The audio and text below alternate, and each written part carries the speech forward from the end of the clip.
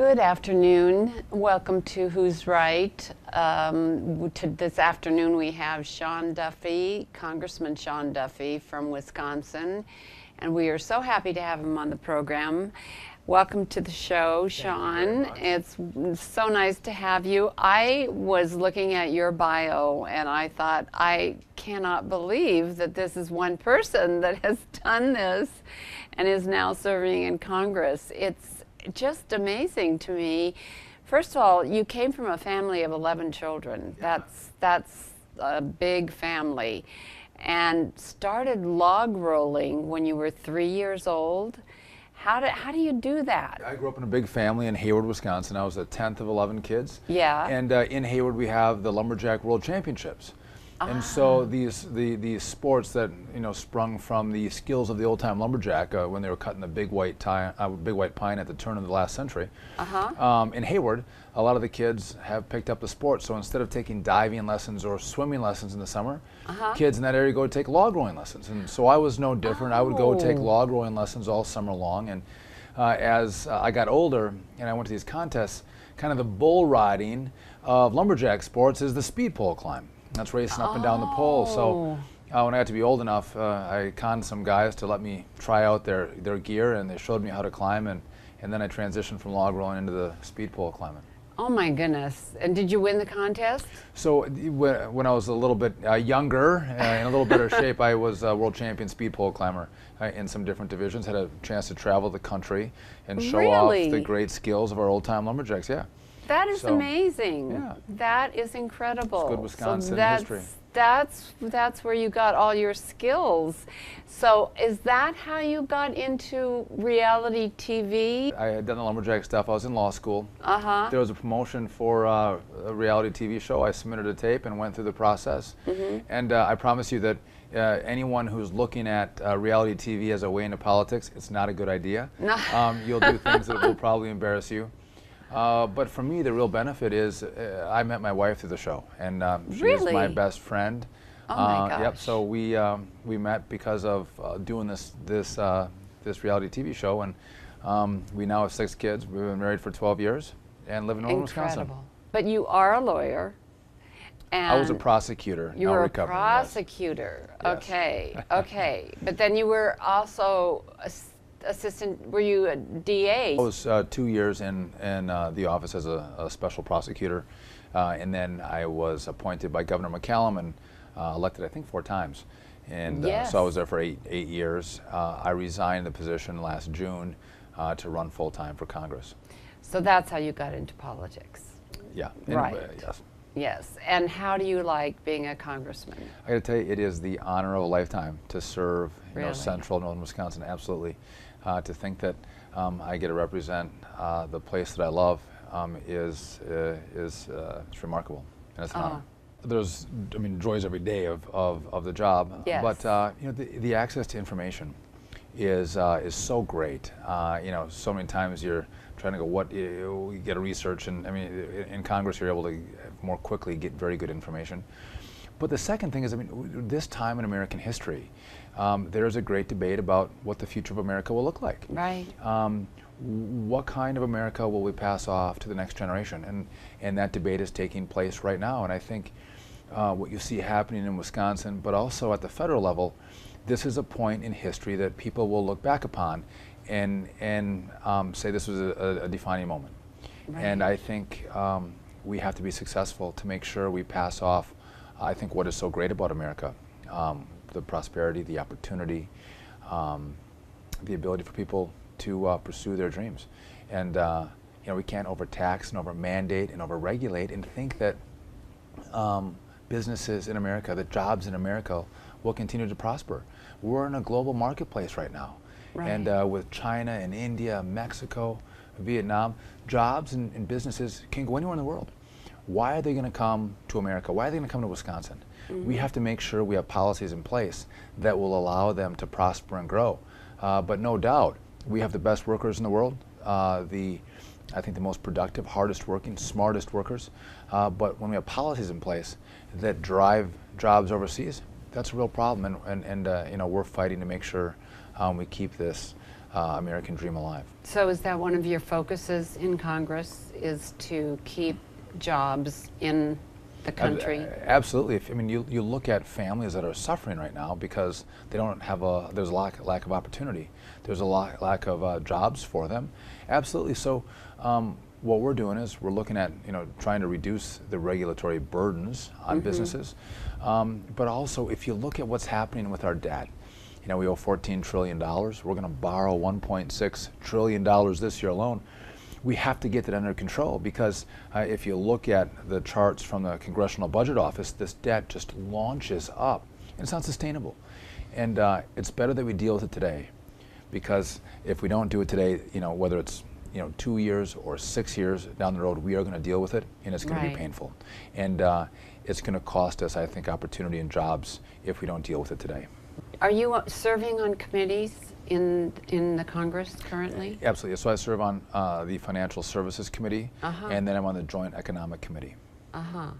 And as financial services, what is your job? I'm on the Financial Institutions Subcommittee and also the Insurance and Housing Subcommittee.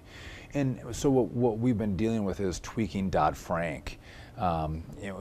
Basically, we've had some issues. The CFPB, the Consumer Financial Protection Bureau, is there to protect our citizens when they deal with financial institutions. And it's a good concept. We want to make sure that the consumers are treated fairly and the transactions that they enter into are transparent. I mean, our brothers, our sisters, our moms and dads, our constituents, our neighbors, our friends all deal with financial institutions. We want to make sure they're treated fairly.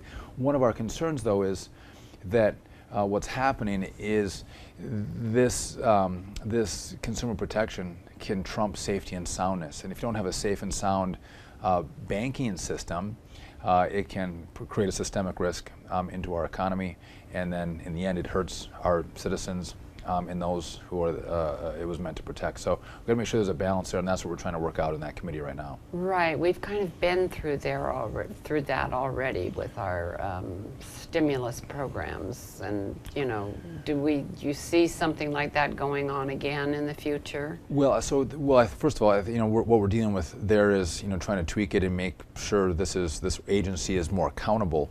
But when you look at stimulus spending, which was one of the reasons why I decided to run for Congress, is it? Dave Obey was the author of the stimulus package, nearly $1 trillion in spending, and I think we see that this Keynesian economic theory, where you can borrow and spend your way to prosperity, it doesn't work. Right. You truly need to encourage people to invest in their businesses and ideas, and from there they expand and grow, and that's how we create jobs in America. I think the days of stimulus spending are over. And yeah, I do. And this is not just a Democrat issue. We saw George Bush trying to do it as well. George Bush tried to do it, but it didn't work, and it continued after him to a greater extent. So I don't know how successful that is, a barometer of what's to come in the future. But do you see spending cuts coming? And if you do, where will those cuts come? Yeah, good question. So what we've done is said, okay, let's take first of all, when we first got to Congress, we had to deal with the continuing resolution. We had to fund the government for the remainder of fiscal year 2011. And we had to do that because the Democrat House didn't pass. They didn't actually propose a budget last year. So we had to figure out how we're going to fund the government through the end of September, which is the end of fiscal year 2011. And we said, listen, we're not going to continue on the current course. We're going to cut spending. Now, many of us would have liked to have cut more, but in the end, we cut $39 billion when we agreed to fund the government. Yes. That's the first thing we did. Now, the second one is the House just came out with its budget proposal for 2012. And in there, we cut $6.2 trillion over the course of 10 years. We reform our tax code, and then we reform and are able to save Medicare. And the way we do it is for seniors who are 55 and older, they get the current Medicare proposal that's there today, but we reform it for future generations. And when we do that, we're able to shore up the system and allow it to continue for future generations. But what's interesting is if we do nothing right now, the current numbers don't work. Medicare is going to fail, Right. and our current seniors are going to get less in benefits. So we want to reform it to make sure that we can continue to keep the promise of Medicare for the current Right. generation and for future generations. So you're taking care of the baby boomers, and the 55 and younger are knowing that they have to have a plan of their own, that they can take care of themselves. No, no, no, no. The Medicare is still going to exist. We're just going to reform it in a way that we're going to give choice. We'll give choice and competition in the Yes. marketplace for Medicare. Right. Kind of like what a congressman gets. There's a whole spectrum of choices that we can have. You can take a slimmed down plan, or you can take a gold-plated plan, but you get premium support when you go in and get your insurance from as a congressman. Now you'll pay part of that, but if we do this, if we reform it this way, we're able to keep it alive, and we're able to make sure that seniors in the future, seniors are going to continue to have benefits. But if we don't reform it, the sad reality is that the Medicare trust fund is going to be broke by 2024, and so current seniors will get ensnared in these cuts that are going to come in Medicare. So we want to reform it to protect current seniors, but also reform it so future generations can have Medicare. And the changes we make will be such that future seniors will have a chance to plan for the reforms. What are the chances of it passing the Senate? Well, I would say with a Democrat-controlled Senate, not very good. Not very good. But we got to continue the conversation. Yeah. And I think what's going to happen is the American people are going to demand answers to the budget problems that we face. They say, listen, we understand there's a problem. If you don't like what the Republicans propose, okay, what is your proposal? Right. Let's have a dialogue and a conversation. But the status quo, I think, is unacceptable, and I think the American people will tell their elected officials it's unacceptable. But will the Democrats have that conversation? Well, I think what's going to happen is the American people are going to have the conversation, and when the American people have that conversation, they drive their politicians. Well, I hope so. I hope So do that's I. the case. Yes. Can you tell me about your vote to continue to support NPR, because that was pretty controversial? Well, it was. And here's where I look at the NPR vote from. We have in rural Wisconsin a lot of small stations that are they're stations that get a lot of funding from the federal government, and it's different than these stations in Milwaukee or Madison. So my theory was this: if you're going to cut off funding for NPR, okay, but do it over the course of several years, so they have enough notice and they can make up the difference in funding. That was my concern. And if you took the money away in one fell swoop, I think the stations in my district would I don't know that they would stay alive. I think they would struggle to continue on. And so I'm okay with NPR being taking cutbacks like everyone else is, but to take it out in one fell swoop, I didn't agree with. If you want to do it over time, okay, but then we're giving them notice. In NPR, in my district, those public stations, they can survive, no doubt, but just give them some time to find those other funding sources. Just don't do it in one fell swoop. Because aren't they basically supported by corporations and other funding businesses and things like that? To varying degrees, right. You have a little more support from the private sector for stations in bigger communities. Right. But in more rural areas like mine, they rely on more money from the federal government. And so if we want to say we're going to take that money away, okay, but give them some time, give them some notice. And so let's do it over several years. And I think in my district, a lot of people listen to NPR. They like the programming. I got to tell you, do I always agree with the politics of NPR? Not at all. Okay. But this is a vote for my constituents who like this service, and it's going to allow them to stay alive if we do it over time, as opposed to one fell swoop that could cost them the ability to continue their work. So you consider yourself pretty middle of the road, would you say, and you vote your conscience rather than? I would say I'm a common sense conservative who looks at what I'm doing. But I need to represent my constituents. I need to do the best for them. And I'm trying to do the best I can to represent them. Do they appreciate all my votes? There might be some differing degrees of support and non-support, but in the end, I can sleep well at night knowing that I'm doing what I think is best for them. Right. And so when I'm talking about job growth, or I'm talking about getting our fiscal house in order, or I'm talking about mandates and regulation, or if I'm talking about NPR, I'm doing what I think is best for the people that sent me to Washington. What is your #1 goal that you want to accomplish in Washington? Yeah, you know, I think on a broad spectrum, we want to make sure we get our economy growing. We want to make sure we have jobs again in America. We want to make sure that we have prosperity. But how do we do That's that? right. How do we do that? That is the end goal.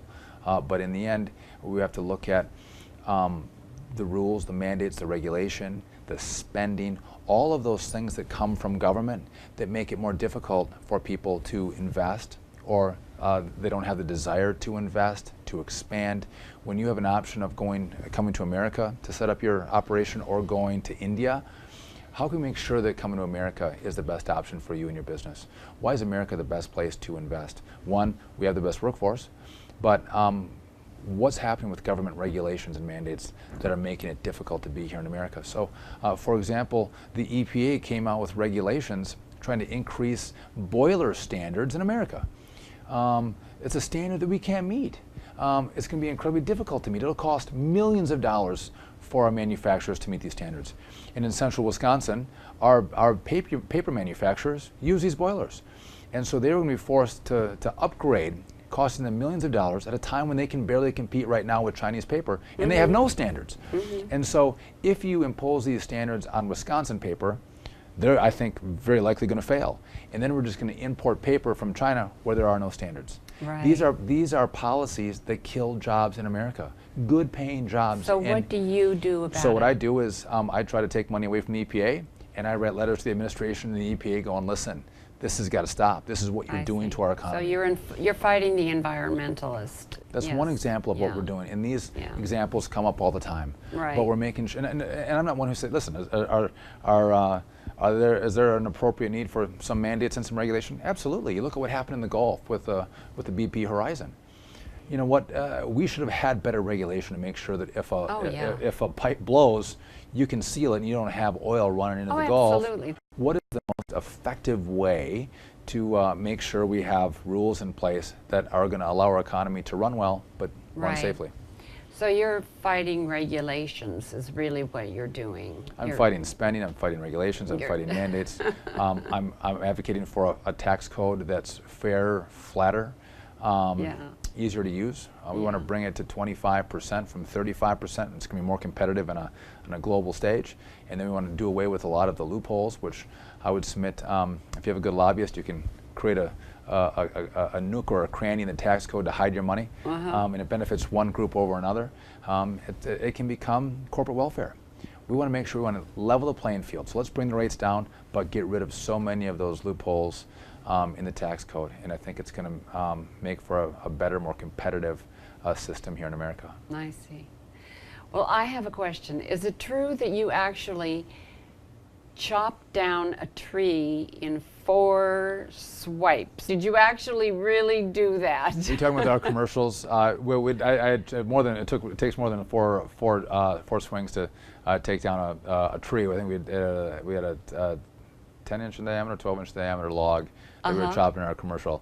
But I chopped it, and they took the different footage and put it together, because for a 30-second commercial, you got to make sure you roll through it quickly. I see. But we had some unique commercials in the last election cycle, taking our lumberjack sports and applying them to a political message, but also showing that that I'm from Wisconsin, that this is where I've been born and raised, this is the area that I love, and I think that really came through in what we did in our commercials. So that you're a real Wisconsin guy. Absolutely, through and through, born and raised. Okay, I'm so glad to meet you. Thank you for having me on. It's been a pleasure to have you here today. Thank you for having me. And thank you for watching.